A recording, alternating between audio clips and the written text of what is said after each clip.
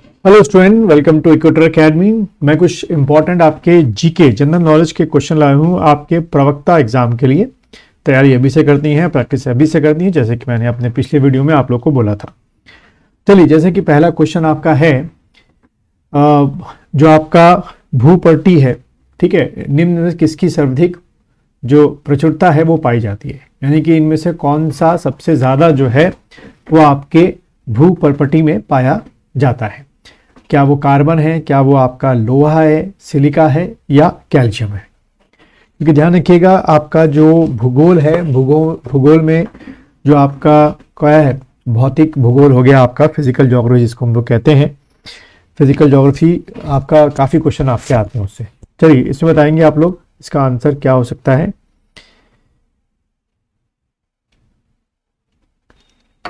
तो बच्चों, इसका जो आंसर है वो है आपका सिलिका जो है अधिक मात्रा में पाया जाता है। आपको एक क्या याद रखना है, सबसे ऊपर क्या होता है, सियाल आपका यानी कि सिलिका एल्युमिनियम होता है, फिर बीच में आपका सीमा सिलिकॉन सीमा होता है, सिलिका मैग्नीशियम होता है, और सबसे अंदर जो है वो आपका नीफा होता है, निकेल और आयरन आपका होता है।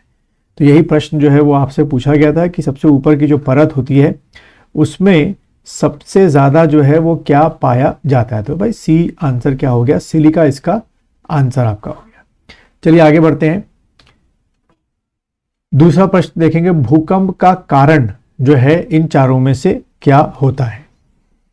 आपको बताना है भूकंप का कारण जो है इन चारों में से क्या होता है। जैसे कि आप देख रहे हैं, ये जो है भू परिभ्रमण हो गया, भू घूर्णन हो गया, टेक्टोनिज्म हो गया, ठीक है, ये डी आंसर। भूकंप बताना, अर्थक्वेक जो आपका होता है, इन चारों में से किस कारण से ज्यादातर आपके आते हैं। चलिए बच्चों, आप लोगों ने इसका आंसर सोच लिया होगा या लिख लिया होगा। इसका जो आंसर है वो है आपका टेक्टोनिज्म। टेक्टोनिक प्लेट थ्योरी जरूर पढ़िएगा, ठीक है, टेक्टोनिक प्लेट थ्योरी, उससे आपके क्वेश्चन जो है एक या दो क्वेश्चन आपके बन सकते हैं टेक्टोनिक प्लेट थ्योरी से, तो वो आपसे पूछे जा सकते हैं। चलिए आगे बढ़ते हैं। प्रश्न 3 को देखेंगे, भूकंप के समय किन तरंगों का उद्भव होता है। तो भूकंप जब आता है, ठीक है, तो इसमें से कौन सी तरंगे आपकी दिखती हैं। अगर मैं बोलूं कि प्राइमरी, सेकेंडरी, टर्शरी, तो इन चारों में से आपको बताना है कि कौन सी तरंगे भूकंप आने पे निकलती हैं।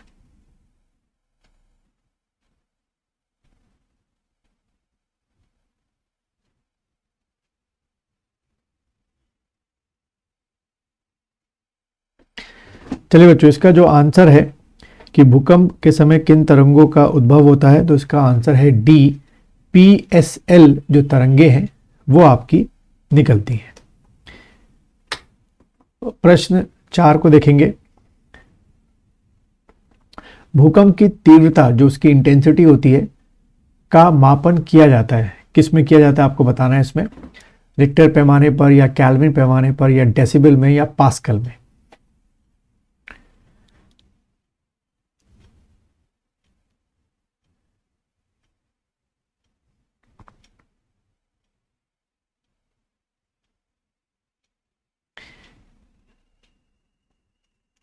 तो मेरे ख्याल से लगभग सब इसका आंसर सही करेंगे। तो बच्चों, इसका जो आंसर है वो है आपका रिक्टर स्केल, ठीक है। रिक्टर स्केल जो है, अगर आपने देखा हो तो उसमें आपका क्या कहते हैं, 1 से लेकर 10 तक की जो रीडिंग है वो आपकी बताई जाती है। चलिए अगला बढ़ते हैं, प्रश्न 5 की तरफ बढ़ेंगे। भूकंप केंद्र के ठीक नीचे के बिंदु को क्या कहते हैं। मतलब मान लीजिए यहाँ पर जो है इस पूरे एरिया में भूकंप आया, इसके ठीक परपेंडिकुलर जो है, जो आपका केंद्र होता है, इसको हम लोग भूकंप का केंद्र बोलते हैं। यहीं से भूकंप क्या होता है आपका पैदा होता है, तो इसको क्या बोलते हैं। 4 ऑप्शन है, विदर, इन सेंटर, अभिकेंद्र या आर्थो सेंटर।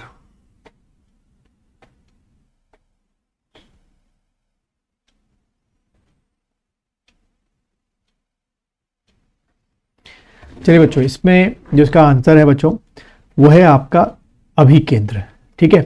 यहीं से जो है भूकंप का उद्भव होता है और ऊपर की तरफ जो इसकी किरणें हैं वो आपकी जो इसकी आपकी वेव्स हैं वो ऊपर की तरफ आपकी बढ़ती है। प्रश्न 6 को देखेंगे।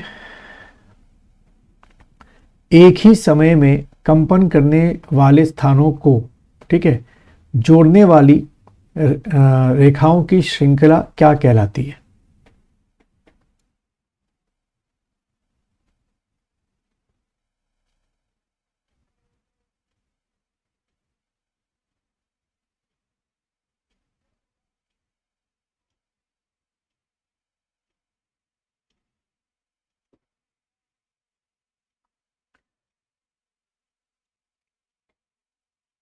चलिए बच्चों, इसका जो आंसर है आपका कि एक ही समय में कंपन करने वाले स्थानों को या जोड़ने वाली जो रेखाएं बनाई जाती हैं उसे क्या कहते हैं?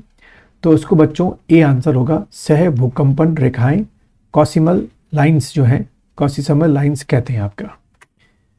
अगला देखेंगे, प्रश्न 7 को देखेंगे। आपका क्या है? तट पर अधिक बल के साथ पहुंचने वाली भूकंपी सागर तरंग को क्या कहा जाता है? ऑप्शन आप देख रहे हैं, ज्वार भाटा हो गया, या सुनामी हो गया, या धारा यानी करंट हो गया, या चक्रवात हो गया।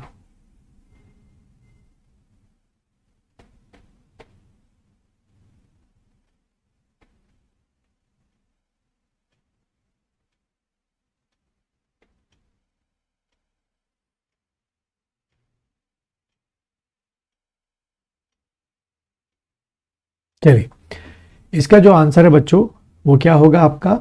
सुनामी। ठीक है, तो टेक्टोनिक प्लेट के कारण समुद्र के नीचे जो प्लेटें होती हैं उनमें क्या होती है? आपकी हलचल होती है, उस कारण जो है आपकी सुनामी आती है और उसका असर जो है वो तरंगों तक पहुंचता है। ठीक है बच्चों, तो मुझे बताइएगा कमेंट बॉक्स में कि 7 में से आपके कितने क्वेश्चन जो है इसमें आपके सही हुए हैं।